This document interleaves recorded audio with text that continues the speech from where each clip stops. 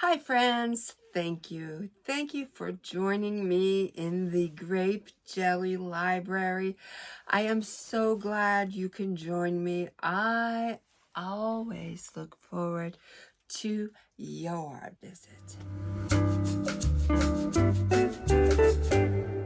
So in today's video, we are going to talk about The Handmaid's Tale.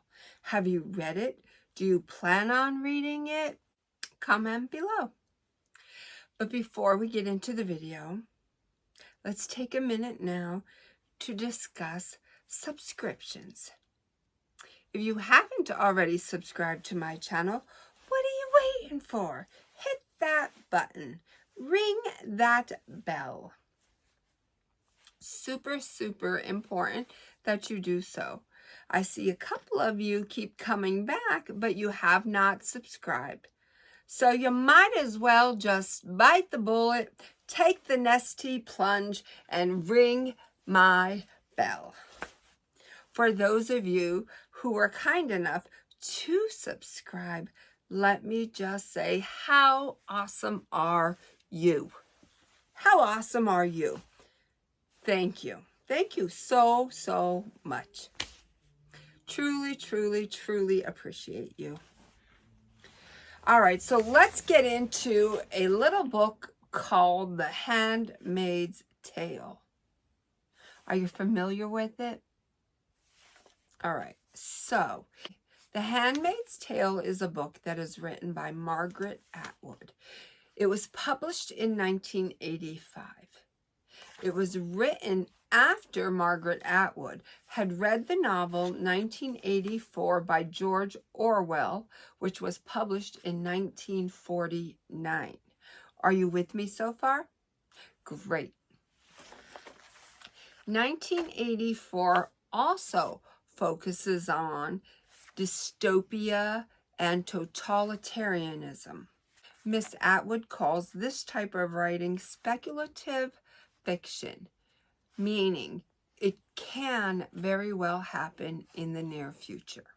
Basically, what we know is the novel takes place in Cambridge, Massachusetts, where a fictional Christian fundamentalist regime known as the Republic of Gilead has overthrown the United States government and seeks to take over the population after a toxic pollutant has spread and made most women infertile. Within this regime of Gilead, women are expected to be completely acquiescent and subservient to men.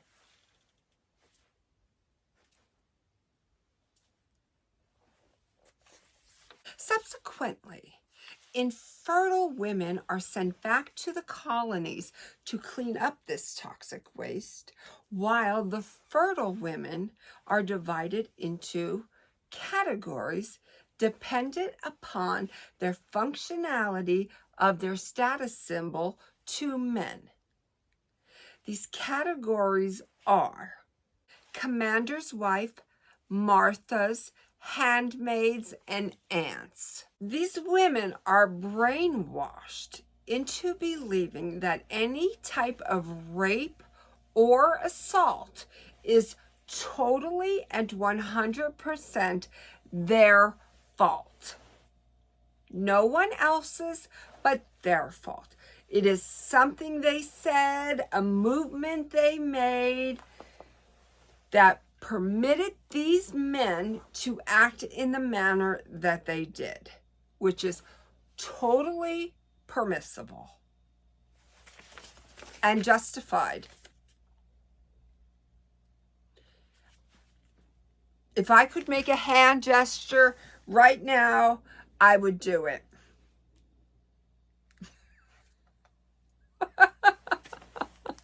Catch my drift? Okay. These women are not allowed to walk around freely, confide in one another, have a bank account, read, watch television. Every single aspect of their life is controlled Also, these women are not permitted to go by their birth-given name.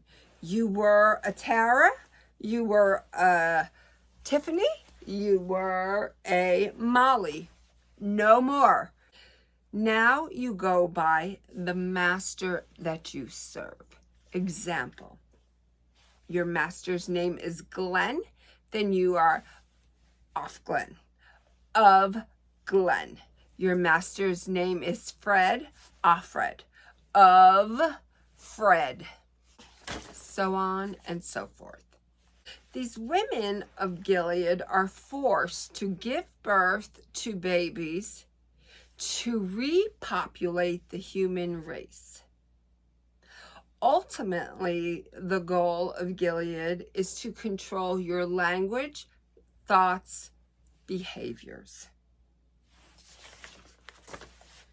All right.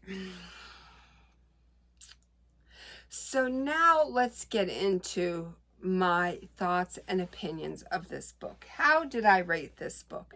I'm giving this book a 3. 3 stars. Why 3 stars? Because I hardly ever give any book 5 stars, with the exception of the Honey Bus, Go Meredith May, East of Eden. Those are my 2 favorites, so they are always the ones that are going to come to the forefront of my mind. All right, so I'm giving this book a 3-star rating. Why? Because it did not knock my socks off. It did not floor me. It did not throw me for a loop. It didn't shock and awe me. It didn't surprise me. It didn't make me happy. It didn't make me mad. It didn't. I am completely and utterly indifferent. However, the writing, the flowing of the sentences, the chosen word, exquisite, phenomenal, fantastic. Margaret Atwood knows what she's doing when she weaves, when she crochets one word into the next, into the next, into the next, into the next. Fabulous. There is a class you can take were you to be a writer or have intentions of becoming. I myself might indulge in that privilege. The woman knows what she's doing in her writing skills. She absolutely takes the written word and implements you right into that time frame. At no given time throughout this book did my mind wander and say, did I forget to pay that bill? What's the weather going to be like tomorrow? I can't believe that I just got out of work and within a few short hours, I'll be in damn work again.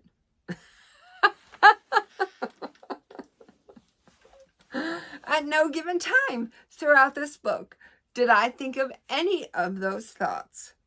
I just focused on the writing at hand.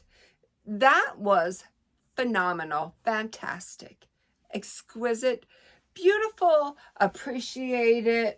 I could go on and on. The woman knows how to write. However, the subject matter did not captivate me.